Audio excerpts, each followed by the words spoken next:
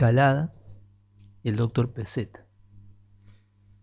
La defensa, representada por el doctor Ridman y su asistente, y el imputado, acusado, el señor Ramón Salazar. A continuación, la directora de la oficina judicial les va a leer el contenido que representa una cuestión respecto de la participación de ustedes como jurado en la provincia de Río Negro a raíz de consultas que se realizan por disposición del Superior Tribunal de Justicia respecto de su participación como jurado. Luego de eso, el oficial de sala les va a tomar juramento a ustedes como miembros del jurado. Y a continuación se le van a dar las instrucciones iniciales. ¿Qué son las instrucciones? Las instrucciones son las indicaciones o las aclaraciones que se les hacen de parte del tribunal para que ustedes puedan llevar de la mejor manera posible la función para el que han sido designados. ¿Sí? Normalmente estas instrucciones son leídas por el propio juez técnico. En este caso se ha consensuado con las partes, porque son de alguna manera extensas, para que ustedes entiendan.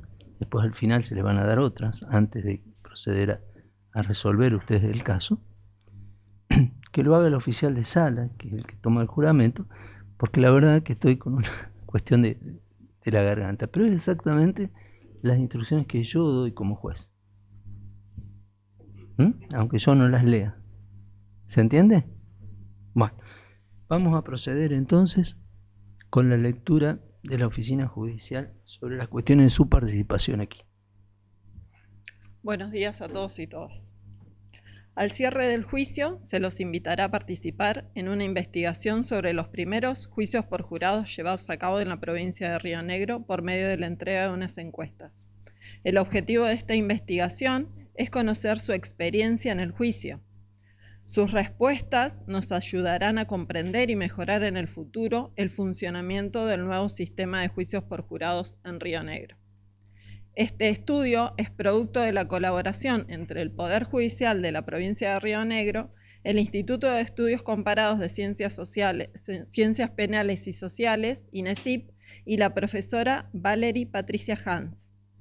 Debe saber que este estudio no representa ningún riesgo para ustedes. Su participación es anónima y completamente voluntaria. Para asegurar el anonimato, los registros de este estudio se mantendrán confidenciales y serán guardados en un archivo seguro para el acceso exclusivo del equipo de investigación de INESIP. Se le hace saber que la presente investigación se encuentra dentro de las excepciones previstas por la Ley de Protección de los Datos Personales, 25.326, en cuanto que las referencias obtenidas mediante dicho estudio solo podrán ser utilizadas con fines científicos, sin hacer mención a datos identificatorios de persona alguna que hubiera aceptado realizar dicha encuesta. Muchas gracias. Bien, en forma complementaria a esta información, les hago saber que ustedes podrán observar que aquí en esta sala hay cámaras instaladas y hay personal de prensa. El personal de prensa está debidamente identificado y autorizado. Y quiero hacerles saber que las registraciones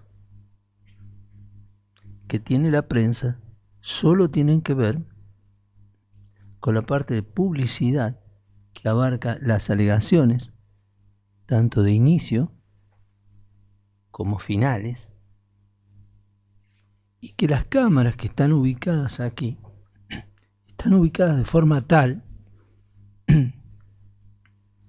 que aseguran que ustedes no queden registrados para la prensa. De la misma manera, la prensa que trabaja como fotógrafo no va a extraer ninguna imagen respecto de ustedes. ¿Sí? Esto se lo digo para tranquilidad de cómo nos vamos a manejar. ¿Entendido? Esto está reglamentado por el Poder Judicial de la provincia de Río Negro a través de acordadas. Las acordadas son resoluciones que da el Superior Tribunal de Justicia, que nosotros debemos atenernos a eso, que en este caso son 40 y 47. De acuerdo a ese procedimiento es que se cubre el juicio. ¿Se entiende? Bien, vamos a proceder entonces, como les adelanté, a recibirle juramento. No sé si está el oficial de sala. Por favor.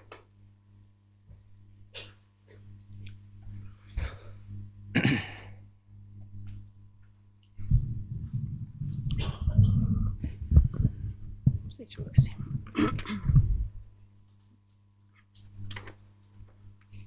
Juráis en vuestra calidad de jurados, en nombre del pueblo, examinar y juzgar con imparcialidad y máxima atención la causa, dando en su caso el veredicto según vuestro leal saber y entender, de acuerdo a la prueba producida en el juicio, observando la Constitución de la Nación y de la provincia de Río Negro y las leyes vigentes. Muy bien, a continuación, como dije, y ténganlo en cuenta como si yo lo hubiera pronunciado, son las instrucciones iniciales, que como les dije, las instrucciones son las aclaraciones, ¿sí?, que se les hacen saber a ustedes, las indicaciones para que ustedes puedan cumplir de la mejor manera posible su labor como jurado. Gracias. Doctor, ¿me puedo acercar al estrado un minuto? Sí.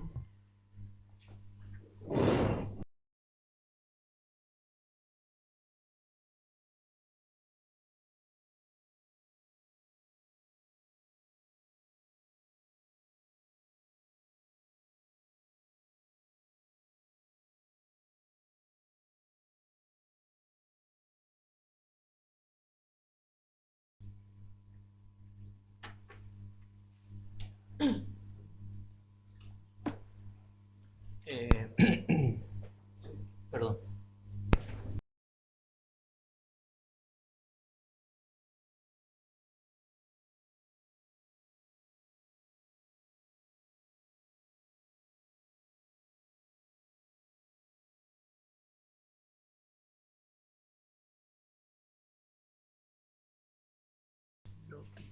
Lo que estaba de la alianza, se lo sacamos.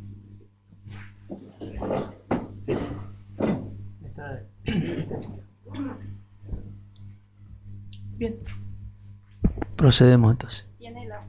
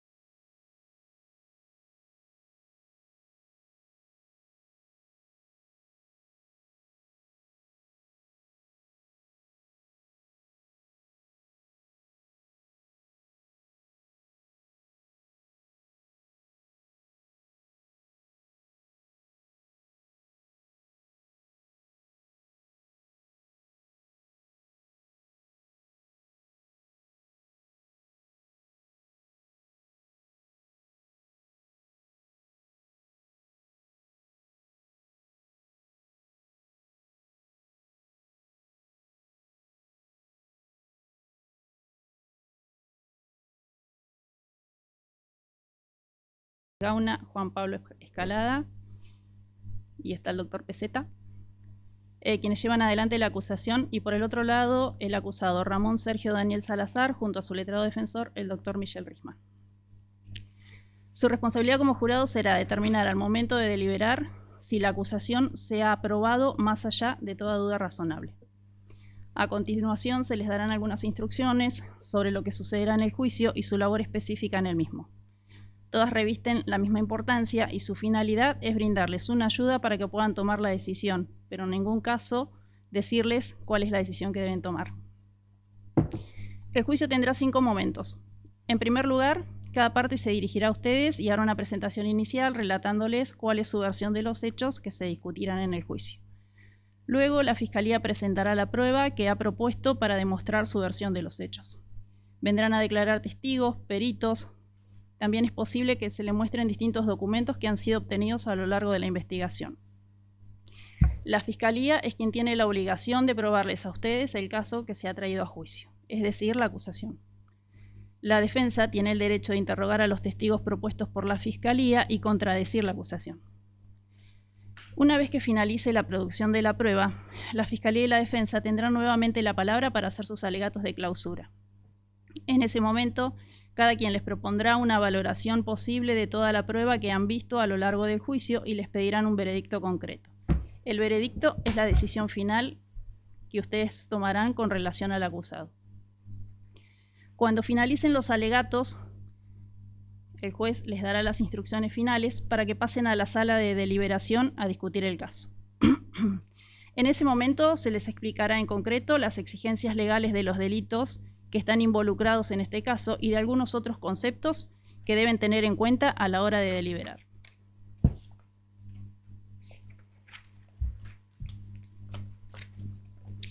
Iniciarán la deliberación y una vez que lleguen a una decisión volverán a la sala, la comunicarán y habrá terminado su servicio como jurado popular.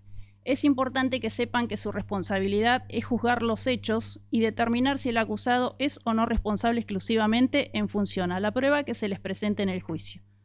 La obligación del juez es dirigir la audiencia. En todo juicio penal se da una discusión en 3 planos: el derecho, los hechos y la prueba. Cuando la acusación, en este caso la Fiscalía, decide llevar un caso a juicio, tiene que vincular esos 3 planos. El derecho son los delitos que están regulados en el Código Penal. Establecen una serie de requisitos que deben cumplirse sí o sí para poder decir que una persona es responsable que cometió un delito en particular. Estos requisitos son los que se les explicará en concreto antes de que pasen a deliberar a través de las instrucciones finales. Los hechos. La acusación debe traer un relato de hechos. Cuando hace su alegato de apertura, la acusación presenta hechos concretos que considera delitos. La prueba. En un juicio, para que una persona sea declarada culpable, no basta con el anuncio de los hechos realizados por la acusación.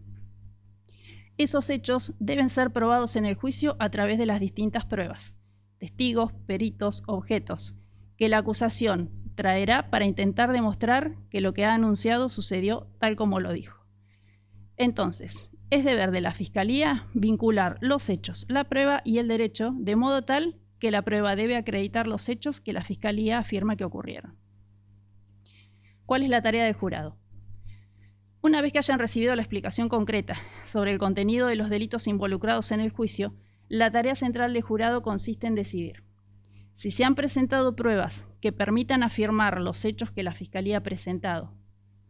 B. Si esas pruebas presentadas tienen credibilidad para tener por probados los hechos. C. ¿Qué delitos están involucrados de acuerdo a los hechos que encuentren probados?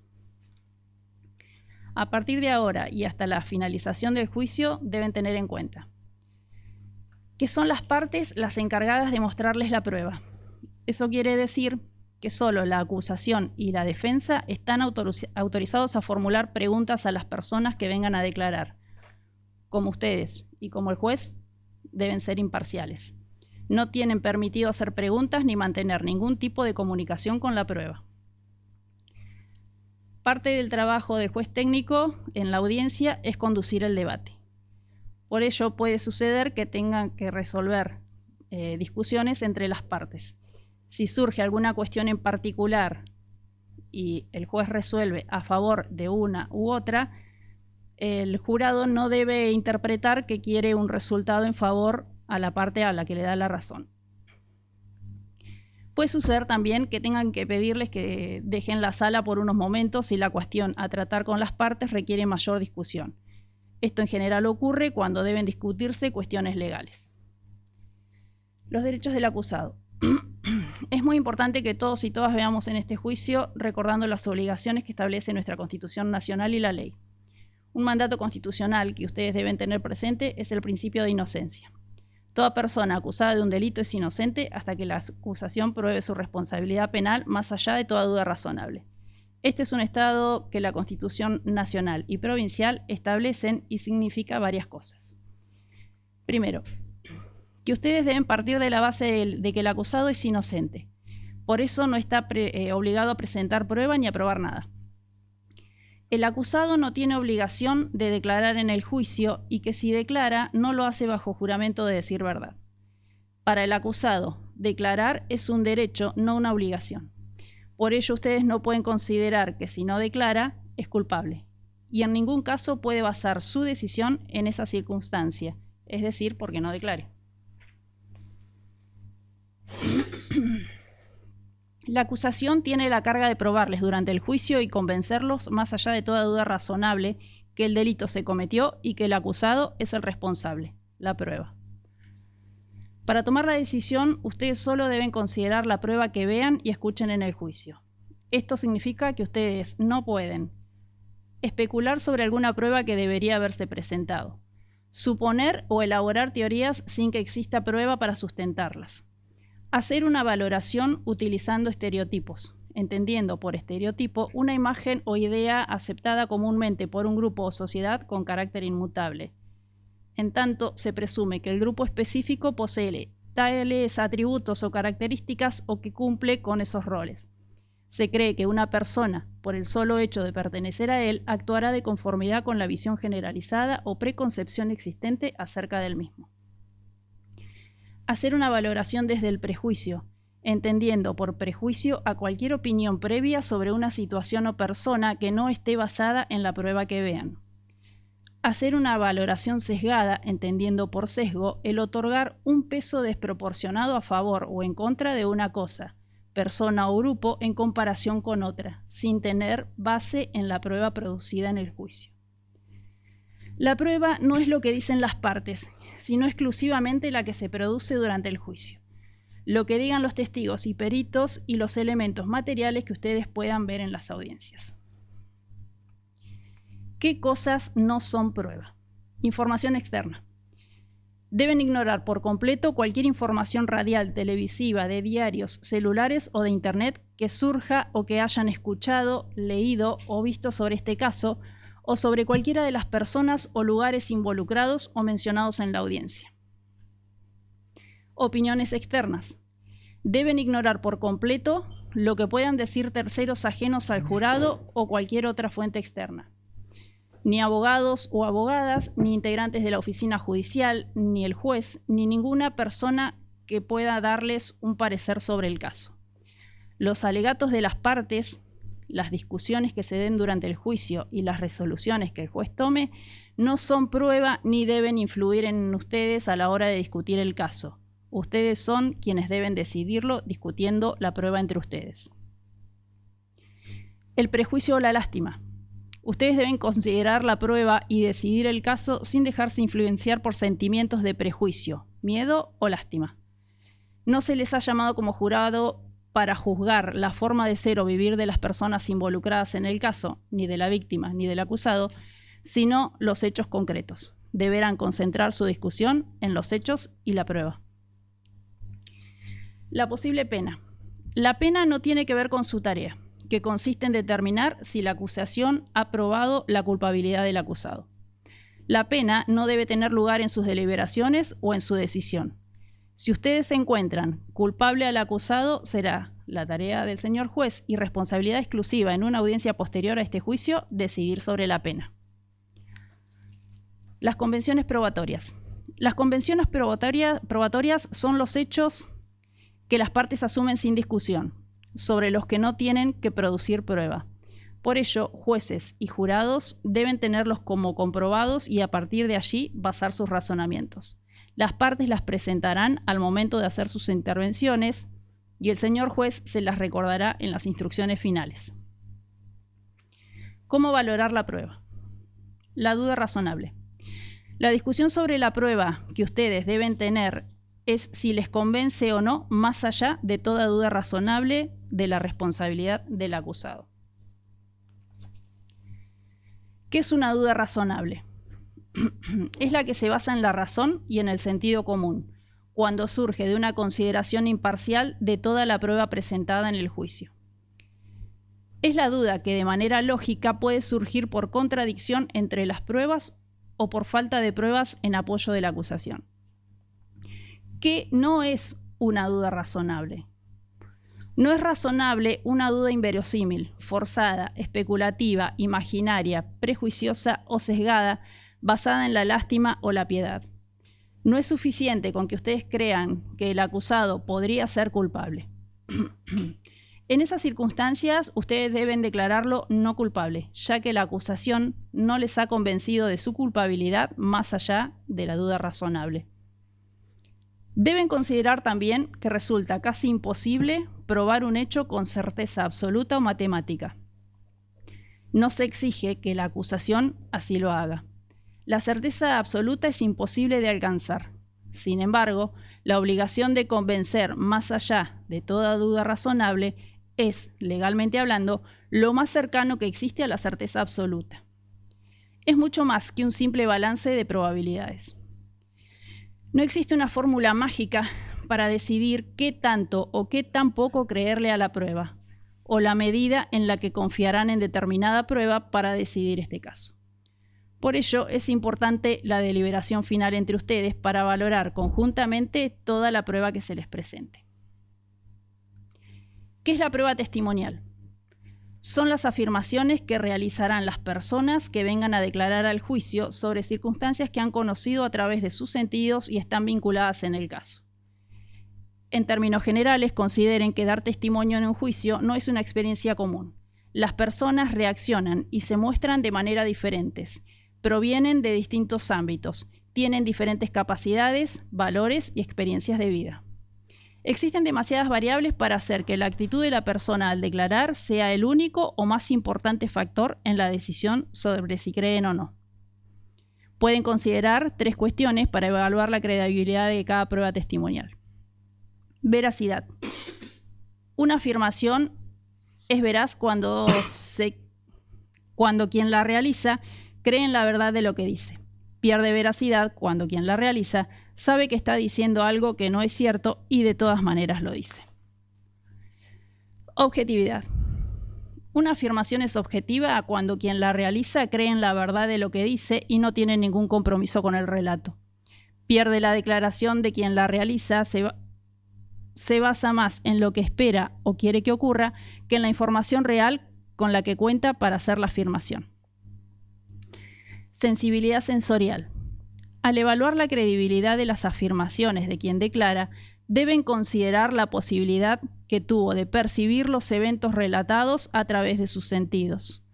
Una afirmación pierde en sensibilidad sensorial cuando quien la realice no tenía posibilidad externa a través de sus sentidos, la vista, el oído, el gusto, el tacto, el olfato, o externa, condiciones de visibilidad, posibilidad de escuchar, etc., de acceder al conocimiento como lo presenta en su declaración.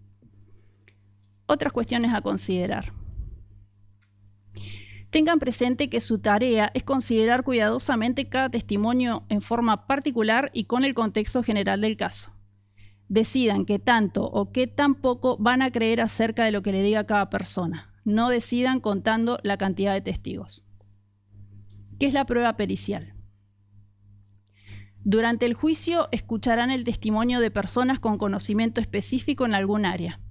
A diferencia de los testimonios comunes, a estas personas la ley les permite sacar conclusiones. Una persona testifica como experta si tiene los conocimientos específicos para declarar en la materia a la que se refiere su testimonio. Al igual que con los testigos, deben evaluar la credibilidad de estas personas, sumado a los factores que les mencionamos como posibilidades para evaluar a los testimonios comunes.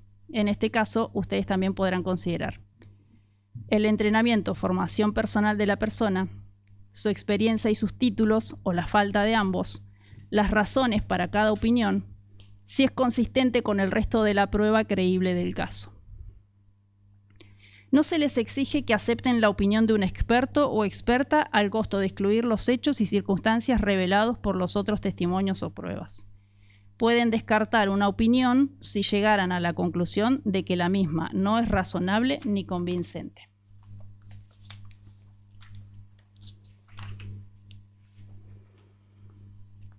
Credibilidad de los peritos y testigos. Como miembros del jurado, ustedes decidirán cuáles hechos quedaron probados. Para ello, tienen que evaluar la credibilidad de las personas que aquí declaren, sean peritos o testigos, y decidir qué importancia o peso le darán a sus dichos. Ustedes decidirán si creen todo lo que un testigo dice, si creen parte de lo que dice o si no le creen nada. Los testigos son personas que declaran en relación a los hechos que han percibido a través de sus sentidos. Los peritos son personas, como ya se dijo, que tienen especiales conocimientos en algún arte, ciencia o profesión y por ello se les solicita su opinión. Al decidir sobre la credibilidad de un testigo, además de lo que ya se les dijo, ustedes deben examinar todo el testimonio y pueden considerar, entre otros, los siguientes factores: la edad del testigo, la capacidad del testigo, la oportunidad y habilidad que tuvo el testigo para ver, escuchar o conocer los asuntos sobre los cuales está testificando, la forma y manera en la que el testigo declara, si el testigo tiene algún interés en el resultado del caso, si hay alguna evidencia que contradice los dichos del testigo, cuán razonables son los dichos del testigo al considerarse con otra evidencia. Para examinar el testimonio de los peritos, deben tener en cuenta los siguientes factores. 1. Entrenamiento, experiencia, títulos del perito. 2. Si su opinión es razonable. 3. Si es consistente con el resto de la prueba creíble del caso. Es importante que también conozcan que el peso de la evidencia no depende del número de testigos o peritos que testifican en distintos sentidos sobre un mismo hecho. En caso de que el acusado decida declarar, recordándoles que no está obligado a hacerlo, ustedes deben saber, a diferencia de los testigos, que no declara bajo juramento, por lo que podrá decir en su defensa cosas verdaderas o falsas sin que ello implique la comisión de delito alguno. ¿Qué es la prueba material? En el transcurso del juicio también puede que se les exhiban pruebas materiales. Ellas también deben ser valoradas por ustedes como prueba de los hechos que ilustran o muestran. Las pruebas materiales entrarán con ustedes a la sala del jurado. Considérenlas junto con el resto de la prueba y exactamente del mismo modo. A lo largo de la audiencia, ustedes pueden tomar apuntes. No es obligación que lo hagan si no desean hacerlo. En caso de que los tomen, cuando pasen a deliberar, podrán llevar los apuntes con ustedes. Una vez terminada la deliberación, serán destruidos. Se les informa además que las personas de la oficina judicial que nos acompañan en esta audiencia estarán atentas y si sucediera alguna cosa o si alguien tuviera un inconveniente, se lo vamos a hacer saber al juez de manera inmediata, para, si es necesario, pausar la audiencia. Prohibiciones al jurado. El caso debe ser juzgado por ustedes y para ello solo pueden considerar la prueba presentada durante el juicio ante ustedes y en presencia del acusado, de los abogados y del juez. Los jurados no deben conducir ninguna investigación por cuenta propia. Esto incluye leer diarios, mirar televisión o usar una computadora, teléfono celular, internet, cualquier dispositivo electrónico o de cualquier otro medio, a fin de obtener información relacionada con este caso o con las personas y lugares descritos en este caso. Esto vale a partir de ahora y para todo momento hasta el final de la deliberación y la entrega del veredicto. Tanto cuando ustedes estén en el tribunal, en sus hogares o en el lugar que sea, ustedes no deben visitar ninguno de los lugares discutidos en el juicio o usar internet para ubicar mapas, fotos o para ver los lugares mencionados en el juicio. Los jurados no deben mantener discusiones de ninguna clase con amigos o familiares acerca del caso o de las personas y lugares involucrados. No permitan que ni aun los más íntimos familiares les hagan comentarios o preguntas sobre el juicio. No miren ni acepten mensajes relacionados con este caso o con vuestra tarea como jurados. No discutan este caso ni soliciten consejo de nadie por ningún medio. Hacer algo así violaría el juramento que realizan. Su deber como jurados de ser imparciales. Libertad de conciencia del jurado. Ustedes deben saber, finalmente, que el jurado es independiente, soberano e indiscutiblemente responsable por su veredicto, libre de cualquier interferencia o presiones, tanto del juez técnico, de las partes o de cualquier otra persona por sus decisiones. Cualquier interferencia o presión que ustedes sientan en el desarrollo de sus funciones de jurados deben comunicarlas al personal de la oficina judicial y nosotros se la haremos saber al juez, a fin de preservar la libertad de conciencia que deben mantener para resolver de forma imparcial el caso y para que sea posible controlar que nadie afecte esa imparcialidad. Hasta que termine el juicio, el señor juez se dirigirá a ustedes únicamente en presencia de las partes. Ninguno de ustedes, jurados, podrá ser jamás sujeto a penalidad alguno por los veredictos que rindan, a menos que aparezca que lo decidieron en contra de su conciencia o que fueron corrompidos por vía de soborno. Muchas gracias.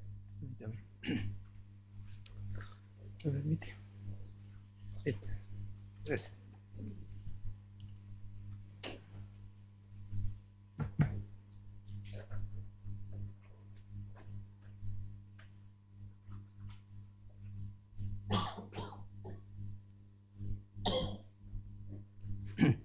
Bien, como lo dije, estas son las instrucciones del tribunal para que ustedes tengan en cuenta durante todo el desarrollo del juicio y poder llevar adelante de la mejor manera su tarea.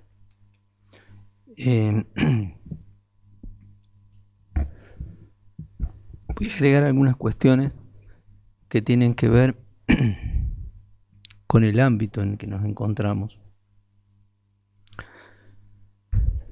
Ya les ha sido informado por la oficina judicial la cuestión referida a celulares y demás. Con respecto a las anotaciones, solamente decir a la instrucción ya indicada que al momento de la deliberación, que alguna persona haya tomado nota como miembro del jurado frente a otra que no tiene mayor valor quien tomó o no tomó nota. Es una cuestión que ustedes tienen que deliberar como información, ¿sí? Y tengan presente que las notas son ayuda a memoria porque va a ser muy difícil que en el desarrollo de un testimonio ustedes puedan estar concentrados en lo que el testigo dice y a la vez tomando notas, ¿sí? La otra cuestión que les quiero hacer saber, si es que no lo conocen ya, si no lo reiteramos no hay problema, algunas cuestiones que tienen que ver con el léxico que se utiliza. Ustedes van a escuchar por ahí que yo, por ejemplo, me puedo referir al tribunal refiriéndome a mí mismo. En tribunal son ustedes como jueces de los hechos y yo mismo como juez de derecho. Entonces por ahí puedo decir, el tribunal hace lugar a tal cuestión. Hacer lugar significa que cuando hay alguna situación de litigación, es decir, que una de las partes pretende una cosa y la otra otra, se hace lugar o no a la parte que lo pide. Luego también pueden escuchar que yo cuando hago mención tanto a la fiscalía como a la defensa puedo decir las partes o los litigantes. Es una forma de denominar tanto a la fiscalía como al defensor. Puede ser también que por conocernos haga referencia al nombre de alguno de ellos. Doctor Peseta, el doctor Escalada, el doctor Márquez Gaona o el doctor Ruiz. Esto es por el desarrollo mismo. En cuanto al imputado, puede ser que le diga el imputado, el enjuiciado o el acusado. Nos estamos refiriendo al señor Salazar. ¿Mm? Bien. Las otras dos cuestiones que quería también hacerles saber tienen que ver con las convenciones. En este legajo las partes han llegado a convenciones probatorias. ¿Mm? Las convenciones probatorias son cuestiones que no se van a discutir, sino que ambas partes reconocen que han existido de la forma en que han quedado establecidas. Por ejemplo, decir, no sé, que el día domingo donde ocurrió tal hecho estaba lloviendo. No se va a discutir que estaba lloviendo. Esa cuestión ya las partes la han convenido para evitar que se litigue absolutamente todo y sean los juicios interminables. ¿Se entiende? Eso se llama convenciones probatorias. Entonces eso que está aprobado usted lo tiene que dar por acreditado porque las partes así lo han aceptado. Luego también en la dinámica vamos a tratar de que no ocurra, siempre tratamos, pero bueno, es una cuestión que puede darse. Puede ser que cuando un testigo sea convocado y se le formule una pregunta por una de las partes, la otra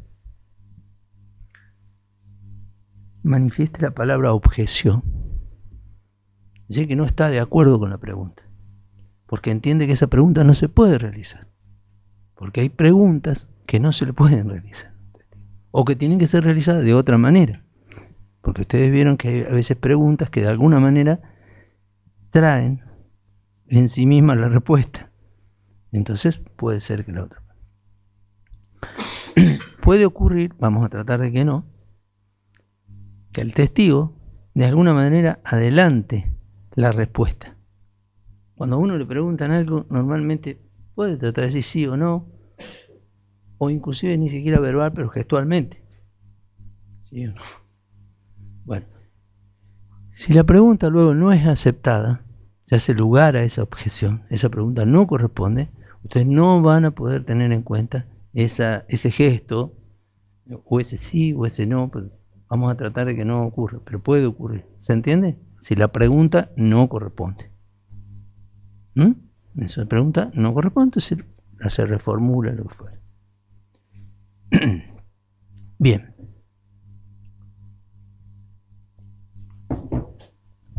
Vamos a comenzar. Señor Salazar, ¿puede ponerse un segundo de pie, por favor?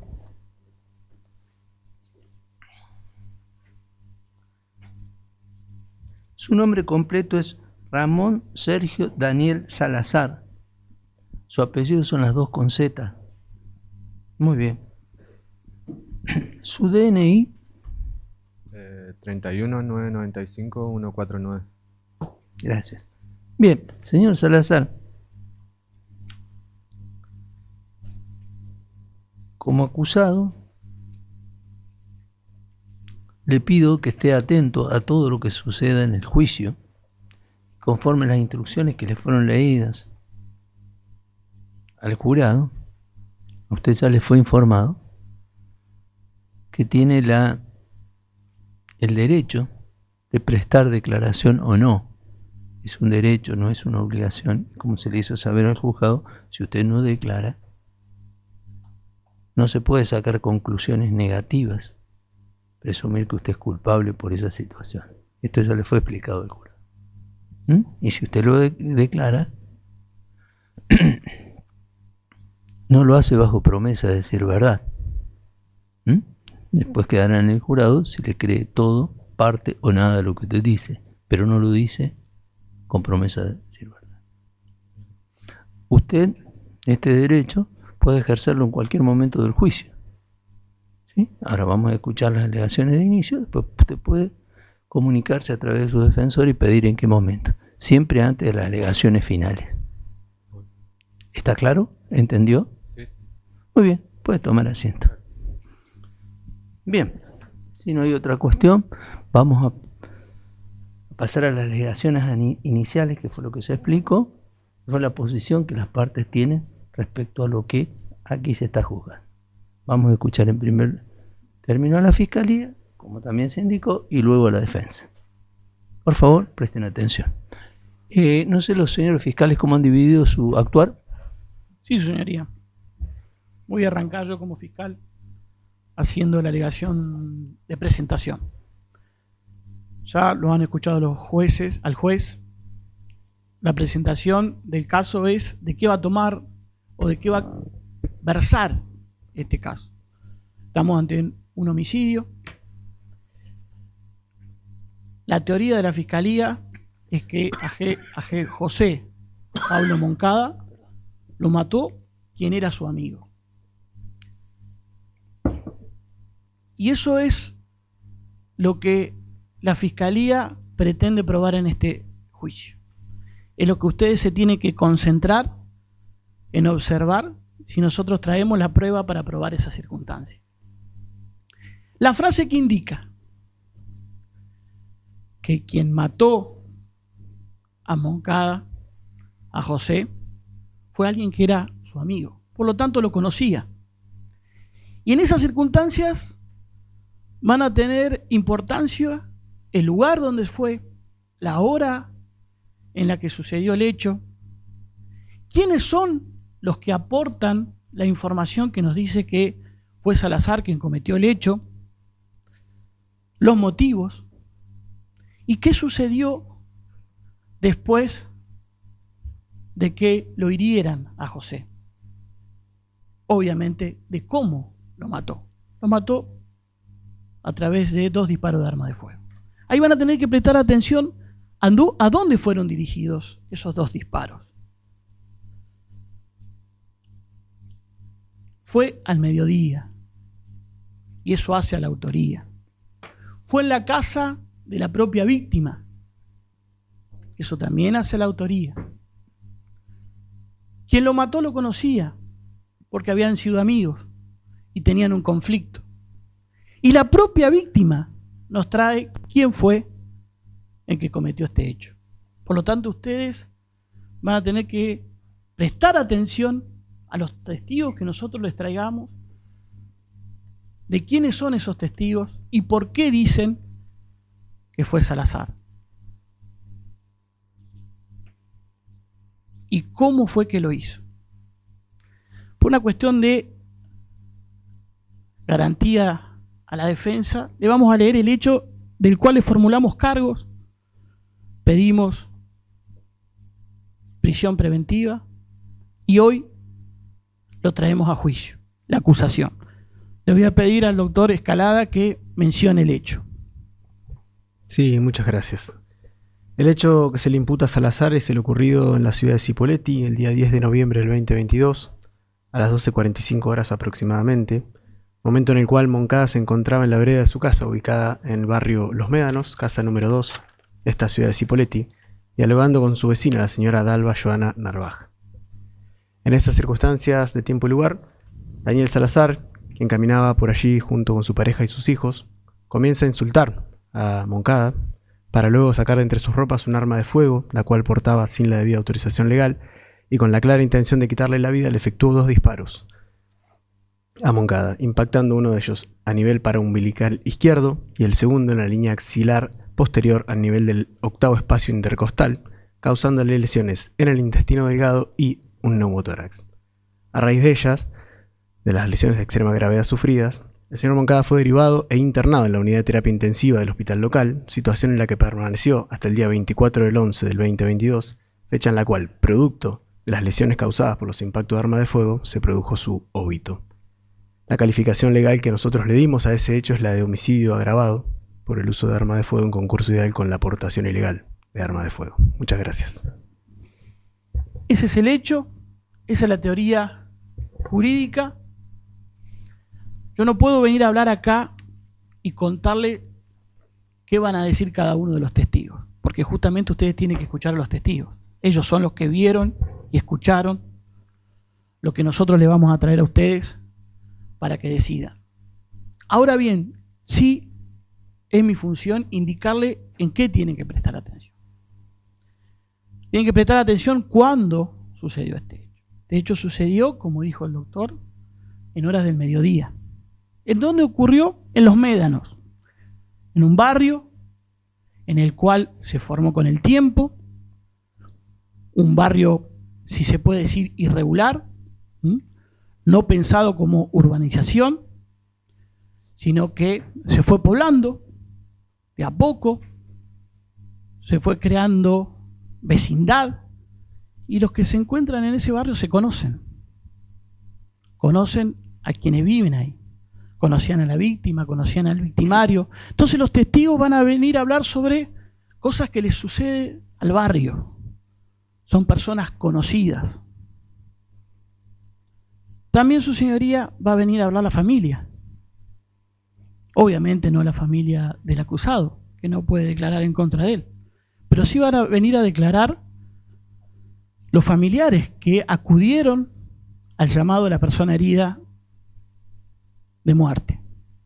Quienes llegaron en el primer momento. Va a venir a hablar su hija, van a venir a hablar sus hermanas, su sobrina, y van a contar justamente quién fue que cometió este hecho. ¿Y quién dijo que cometió el hecho? La propia víctima. Si ustedes van a tener en este juicio la palabra de la propia víctima, que le contó a sus familiares en forma inmediata cómo sucedió el hecho. Esos testigos hablan de algo que está filmado, porque el hecho por el cual José Pablo encontró la muerte se encuentra filmado. Se encuentra filmado por una cámara de seguridad de una vecina. Les dije que era un barrio. En esos barrios hay negocios que tienen cámaras de seguridad, obviamente para protegerse de la inseguridad, y registra el hecho. Y a ustedes ahí lo van a ver al video, que se los vamos a mostrar a los testigos en su momento, y ustedes tienen que ver en ese video las consideraciones personales. Ya está en el hecho, ya está en la acusación. Quien cometió este hecho iba con su señora, con sus dos hijos. Hubo una discusión. Obviamente el video, por las características, no tiene audio. Ustedes tendrán que observar el movimiento de la persona que se dirige a donde estaba la víctima y le efectúa los disparos. Ese video no es una filmación cinematográfica, es un video de seguridad. Por lo tanto, ustedes tienen que rescatar los detalles de ese video y relacionarlos con el resto de la prueba, con lo que dicen los familiares, con lo que dicen los vecinos. También vamos a traer una vecina que lo conocía a la víctima y que había visto una situación previa que ratifica la teoría de la Fiscalía, que existía un conflicto. Y obviamente, como yo les dije, vamos a traer a los policías. Es un barrio al mediodía, donde los chicos salen del colegio, donde obviamente está en funcionamiento el servicio de transporte. Todas estas circunstancias pasaron en ese momento. Obviamente que la policía estuvo presto, llegó enseguida. Van a venir los policías que escucharon qué le contó la familia, qué le contó la hija. ¿Está? ¿Qué relevamiento del lugar pudieron tomar? Y ahí van a tener ustedes las circunstancias de tiempo y lugar. Acá lo que se cuestiona es la autoría. Lo que está diciendo la defensa es que la familia miente, que la víctima no les dijo eso y que los policías, los que escucharon una mentira. Y que la filmación no tiene que ver con el hecho que nosotros le traemos para que ustedes decidan. Como bien les dije, fue un hecho en donde la muerte sucedió por 2 disparos de arma de fuego. José estuvo internado 14 días. Ustedes vieron, pasó el 10 de noviembre del 2022. Murió el 24. La familia lo visitó durante 14 días. También la defensa cuestiona cómo murió José. Lo que dice es que no murió por esos 2 disparos, sino que murió por la atención que recibió en el hospital. Entonces nosotros vamos a traer a todos los médicos que atendieron a José, que atendieron durante esos 14 días. Y también vamos a traer a los médicos forenses que le van a dar una interpretación a esa atención y que nos va a decir, en definitiva, que la causa de la muerte fueron esos 2 disparos. Esa es la teoría, esa es la presentación. 2 son los ejes que ustedes tienen que prestar atención. Si la familia nos miente, y como dice la defensa, él no es el autor, o si es el autor y no se murió por los 2 disparos que le dio a José, sino por la atención en el hospital. Nada más.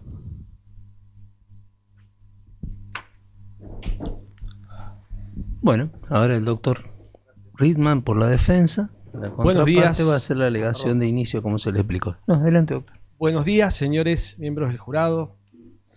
En primer lugar, darles las gracias porque están acá. Y en segundo lugar, sobre ustedes va a caer una responsabilidad de honestidad.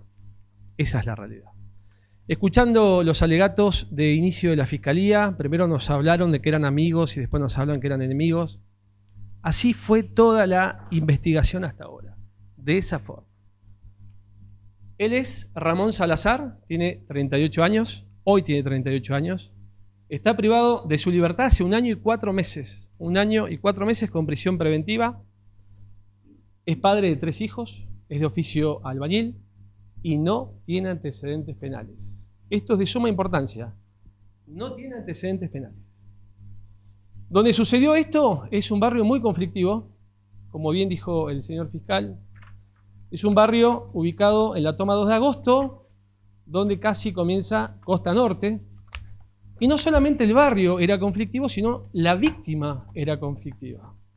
Hay algo que la Fiscalía no va a poder ocultar y que fue convenido, como bien lo dijo el señor juez técnico, por las partes, es que Moncada tenía prontuario policial. No es un dato menor, ¿eh?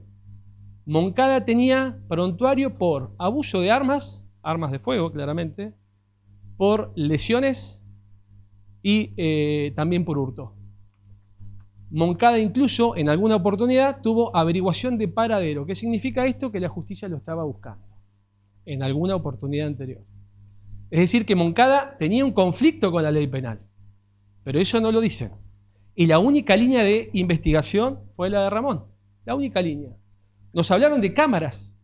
Esas cámaras, cuando ustedes las puedan ver, van a ver movimientos y no se compadecen con el aspecto físico de Ramón. Y voy a explicar por qué. Este hecho viene del día 10 de noviembre del 2022. Cuando Ramón se entera por su madre que la policía lo estaba buscando, él se presenta en forma voluntaria y espontánea ante la Brigada de Investigaciones. El mismo día que se presenta, queda aprehendido por orden de la Fiscalía. Al día siguiente se hace una audiencia que se llama formulación de cargos, que en esa audiencia se le hace saber cuál es el hecho por el cual lo van a investigar a Ramón, que es este hecho que en un primer momento era de tentativa de homicidio agravado por el uso de arma. En esa audiencia se resuelve a pedido de la Fiscalía que Ramón quede con prisión preventiva. Y esto no es un dato menor, ¿eh? El mismo día 11 de noviembre de 2022, el cuerpo médico forense, los mismos médicos que van a venir a declarar acá, lo vieron a él. ¿Y qué constataron? Que estaba en un estado de vulnerabilidad y que tenía una compresión en la pierna que le afectaba la facultad para caminar. Es decir, cuando ustedes van a ver ese video, esa persona que ven camina sin ningún tipo de problemas. Y él apenas podía caminar. De hecho, quedó con prisión domiciliaria desde el día 11 de noviembre por su estado de salud hasta casi los primeros días de marzo de 2023, cuando él mejoró y ahí pasó a la comisaría cuarta, lugar donde se encuentra hoy alojado hasta la fecha. Y ustedes se van a preguntar, ¿cómo tanto tiempo una persona va a estar en comisaría? Y yo les voy a explicar por qué. Porque un juez dispuso que él esté en comisaría porque había amenazas de familiares de Moncada que estaban en el penal y querían hacer justicia por mano propia. Ese señor era Moncada. No justifico la muerte de nadie y lamento la pérdida, pero la única línea de investigación fue la de él. Esto pasó a las 12:40 del día 10 de noviembre de 2022. Un día hábil donde iban los chicos al colegio y no van a traer un solo testigo ocular que lo ponga a él en el lugar del hecho. Ninguno. Lo único que van a traer es a la hija de esta persona que falleció, que dice que el padre le dijo que fue él. Es lo único. No hay secuestro de armas, no hay vainas, no hay nada. Y esto pasó a las 12:40 de un día de colegio. Y nadie lo pone a él en el lugar del hecho. De hecho, van a advertir, gracias a las declaraciones previas, que familiares de Moncada fueron cambiando su declaración. El día del hecho, 10 de noviembre de 2022, dijeron ciertas cosas a la policía y 5 meses posteriores, ante la fiscalía, amplían información que antes no le habían dado. ¿No llama la atención eso? Sí, claro que sí. Llama mucho la atención. En segundo término, y no es un dato menor, la fiscalía hace hincapié en las causas de la muerte. Esta persona ingresó el 10 de noviembre de 2022 por sus propios medios, caminando, orientado y lúcido. Pero no porque lo diga yo, porque lo va a decir la doctora Contreras, que es la médica de guardia del hospital de Cipolletti. Entró caminando Moncada y falleció 14 días después. Las 72 horas críticas que son para cualquier persona con herida de bala, las pasó. ¿Después qué pasó? No sé. Pero además, hoy no estaríamos hablando sobre el tema si la fiscalía hubiera ordenado la autopsia. Y no hizo autopsia. ¿Por qué? No lo sé.